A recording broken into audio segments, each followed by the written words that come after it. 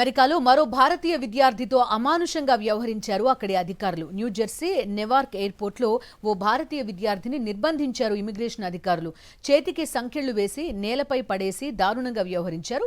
అతడు ఏడుస్తున్నా తాను విద్యార్థినని మొత్తుకుంటున్నా వారు పట్టించుకోలేదు. తర్వాత అతన్ని భారత్కు తిప్పి పంపారు.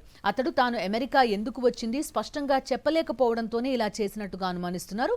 ఓ ఎన్ఆర్ఐ ఈ వీడియోను సోషల్ మీడియాలో పోస్ట్ చేయడంతో అది వైరల్ గా మారింది. ఇండియన్ ఎంబసీ, కేంద్ర మంత్రి జయశంకర్ ఈ విషయంలో జోక్యం చేసుకోవాలని నెటిజన్స్ కోరుతున్నారు. అమెరికాలో మరో భారతీయ విద్యార్థితో అమానుషంగా వ్యవహరించారు అక్కడి అధికారులు. న్యూజెర్సీ నెవార్క్ ఎయిర్పోర్ట్లో ఓ భారతీయ విద్యార్థిని నిర్బంధించారు ఇమిగ్రేషన్ అధికారులు.